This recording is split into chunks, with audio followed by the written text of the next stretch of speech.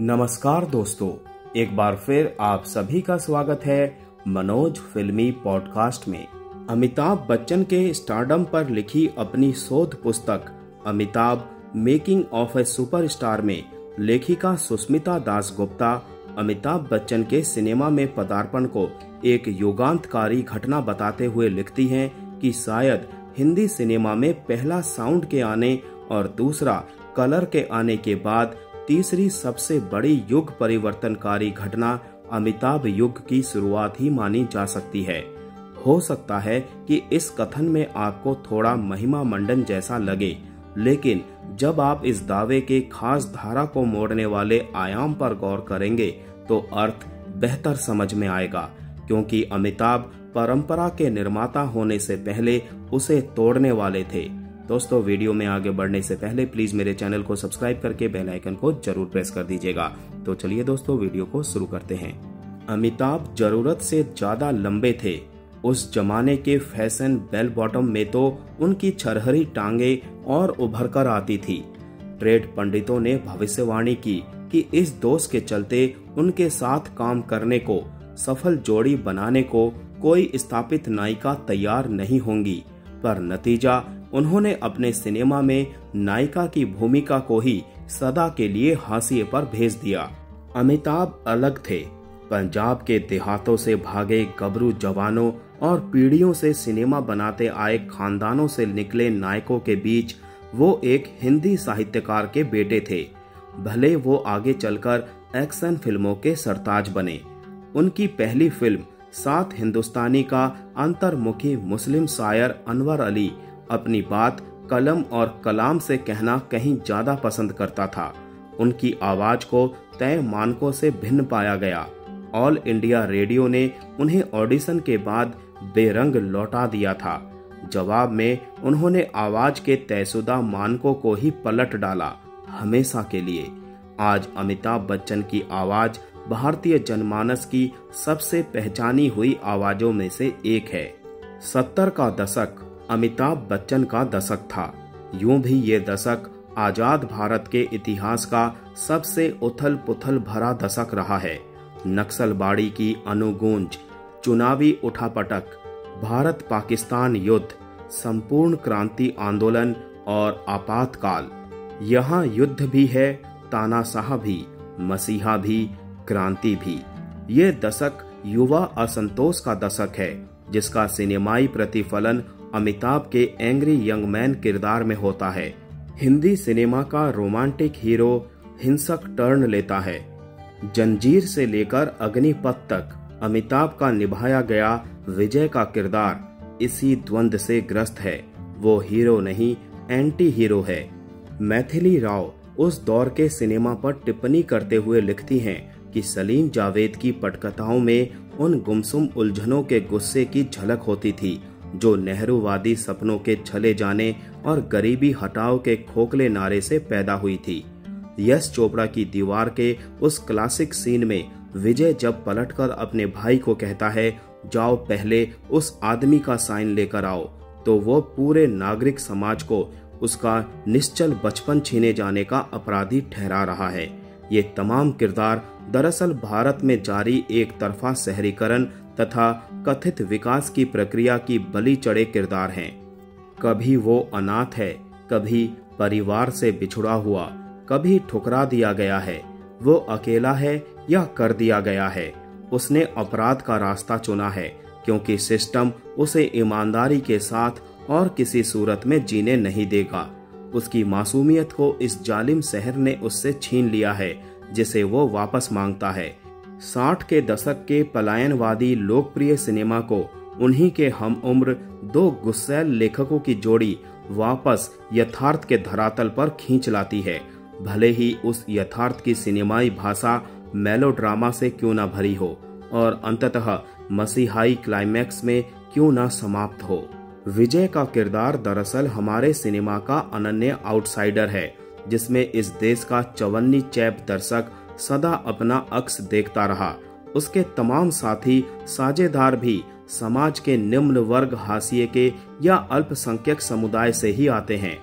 विजय कभी भी उस आदमी की तलाश नहीं करता जिसने उसके बाप के साथ ज्यादती की थी। वो उस मुंशी के साथ भी कुछ नहीं करता जिसने उसकी माँ के साथ बदसलूकी की थी। विजय जानता है कि कसूरवार तो ये सिस्टम है। आखिरकार वो बगावत तब करता है जब वो देखता है कि गोदी का एक मजदूर ठगों के हाथों मारा जाता है। वो बगावत तब करता है जब वो देखता है कि गोदी के मजदूरों से प्रोटेक्शन मनी वसूली जा रही है। दीवार में जो विजय के साथ हो रहा था वो सब हम में से बहुत से लोगों के साथ हो रहा था।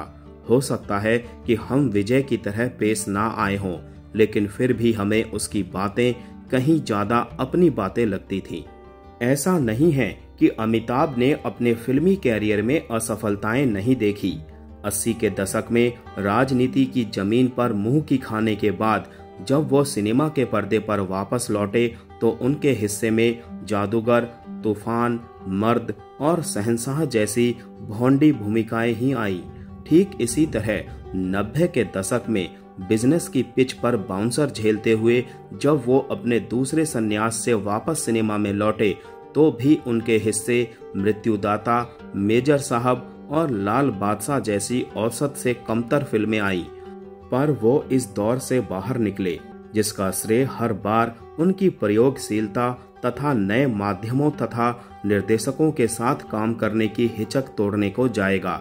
हालांकि ऐसा करने में उन्हें सदा ही जरूरत से ज्यादा देर लगती रही है, पर यह भी एक पोएटिक जस्टिस ही है कि जिस महानायक ने अपने गुस्सैल एंग्री यंग मैन अवतार के साथ लोकप्रिय हिंदी सिनेमा से नायिकाओं की भूमिका को तकरीबन अप्रासंगिक बना दिया था, उसके अभिनय जीवन के नवीनतम चरण की सबसे सुनहरी फिल्में सब महिलाओं के कांधों पर खड़ी हैं और इनमें सबसे खास पीकू, जिसके लिए उन्होंने अपना नवीनतम राष्ट्रीय पुरस्कार भी जीता। महिला किरदार के नाम पर आधारित इस फिल्म को एक महिला ने ही लिखा है। आज के अमिताभ के इस सबसे चमकीले अवतार, खड़ूस लेकिन हर दिल अजीज भास्कर बनर्जी की भूमिका में दीपिका पादुकोण एवं जूही चतुर्वेदी दोनों का बराबर हिस्सा है। भंसाली की ब्लैक में वो एक जिद्दी अध्यापक की भूमिका में है जो हमारी नन्ही सी नायिका की अंधेरी जिंदगी के तमाम बंद दरवाजे खोलता है, तो उधर अकेली ही कलकत्ता महानगर के हर तालाबंद दरवाजे से टकराती कहानी की नायिका विद्या बागची से हमारा पूर्ण परिचय उनकी ही गूंजती आवाज एकला चलो रे की टेक पर मुकम्मल तरीके से करवाती है। याद आता है ठीक 50 साल पहले सिनेमाई दुनिया को जब वो अपनी आवाज के रूप में पहली बार मिले थे। मृणाल सेन की उस भुवन सोम में भी उनके जिम्मे एक जिंदादिल गुजराती लड़की गौरी की दुनिया से पहचान करवाने आए थे। राम गोपाल वर्मा की निशब्द तथा आर बाल्की की चीनी कम में उनके द्वारा निभाया अधेर प्रेमी किरदार समाज की मान्यताओं को तोड़ता हुआ वर्जित फल चखने की ख्वाहिश करता है, तो करण जौहर की कभी अलविदा ना कहना का जिंदा दिल ससुर सैम अपनी बहू माया को ऐसी शादी के बंधन से निकल जाने की सलाह देता है जिसमें प्यार ही बाकी ना बचा हो। अपनी जगह ये सभी दिलेर चयन है। मेरी राय में उस पा वाली भूमिका से कहीं ज्यादा दिलेर जिसके लिए उन्हें राष्ट्रीय फिल्म पुरस्कार मिला। पिंक में आदर्शवादी वकील दीपक सहगल की भूमिका में वो 3 लड़कियों का कवच बना, उनका सहारा बना। एक बेहतरीन अभिनेता आपको सदा आदर्श भूमिकाएं नहीं देता, वो सिनेमा का नहीं नैतिक शिक्षा की किताबों का काम है। रामायण की कथा में राम भी होंगे और रावण भी, और आधुनिक रामायण में तो कई बार रावण भी राम के भेष में आता है, सीता से अग्नि परीक्षा मांगता है। अमिताभ बच्चन के 50 साल के सिनेमाई सफर में भारतीय समाज के तमाम काले उजले बक्स पढ़े जा सकते हैं।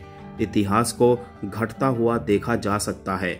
उनकी निभाई भूमिकाओं में हमारे असंतोष हैं तो हमारी कुंठाएं भी, हमारी मासूमियत है तो हमारा छल भी, हमारी लापरवाहियां हैं तो हमारी रूढ़ियां भी।